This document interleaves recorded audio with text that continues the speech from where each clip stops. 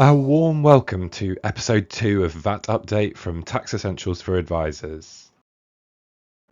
We'll continue with the normal update structure, looking at the latest developments in HMRC guidance and practice, notable case law developments, and other news. It's a slightly quieter edition this week, but there are still some very notable developments. HMRC news includes some long-awaited land and property guidance on overage payments, which have been published in HMRC's manuals. It also includes some updates to guidance on import VAT valuation.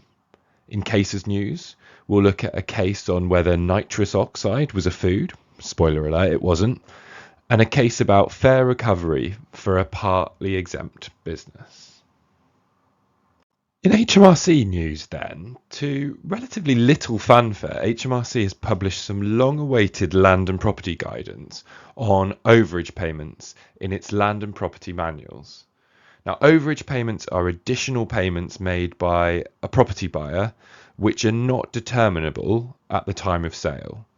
To take a practical example of this, a business might sell some land to a developer for an amount, with a further payment triggered if and when the developer is granted planning permission to develop houses on the land. This new guidance appears to confirm industry practice in relation to these overage payments. In brief, overage payments normally follow the VAT treatment of the initial sale of land, but critically, they don't always. There is a degree of nuance to this, which I won't attempt to fully explore here. Suffice to say, if you come across an overage payment or an agreement under which an overage payment might arise, it's worth considering the VAT consequences of this very carefully and referring to this new guidance.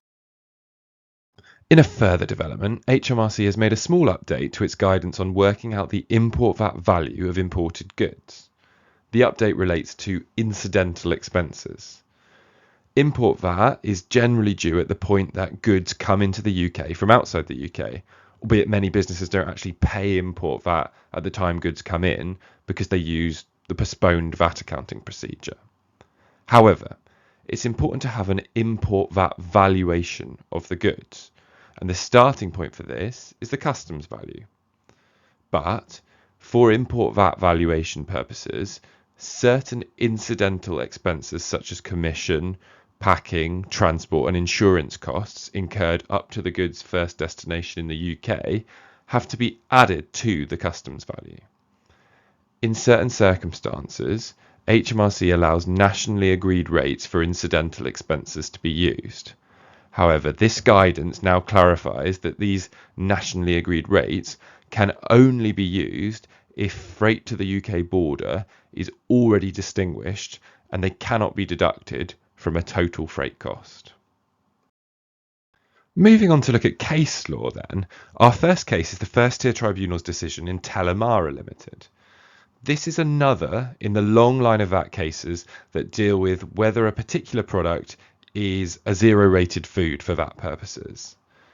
The food zero rating constantly raises questions which can often frankly feel a bit ridiculous. Is it a cake or a biscuit? Is this biscuit covered in chocolate? Is this sweetened prepared food which is normally eaten with the fingers? In this case, the tribunal was looking at a very fundamental question. Is this food? The context was nitrous oxide being sold for a very specific culinary purpose in cream chargers. The First Tier Tribunal weighed up a number of factors to come to the perhaps unsurprising conclusion that nitrous oxide was not a food for VAT purposes. This conclusion was not altered by the fact that nitrous oxide is a recognised food-grade additive. There's been a revival in food-based VAT cases in recent years, and the trend shows no sign of abating. It's exacerbated by the pace of development of new food and wellness-type products. It's always worth looking carefully at the VAT treatment applied in the food and catering spheres, as it can be a minefield. The other case of note for this update is a Court of Appeal judgment about partial exemption, and specifically about something called the standard method override. In broad terms, where a business makes a mixture of taxable sales and exempt sales, then it's partly exempt. VAT on costs then falls to be recovered under partial exemption principles. If you haven't agreed a bespoke special method with HMRC, then the default way of recovering VAT under partial exemption is to use the so-called standard method. This works out a VAT recovery percentage using turnover figures.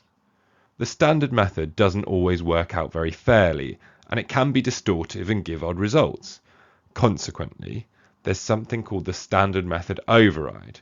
This kicks in where VAT recovery under the standard method is substantially different to a fairer calculation based on some other metric of how the costs are used.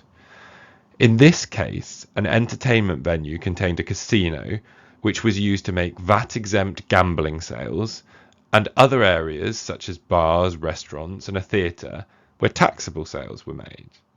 The taxpayer tried to argue that the standard method override should apply, and that a VAT recovery percentage using a floor space calculation would produce a fairer result than the standard turnover method. This was rejected by the upper tribunal, and that decision has now been upheld by the Court of Appeal. It was important to the decision that the bar, restaurant, and theatre areas had dual use for encouraging people to carry out more exempt gambling activities.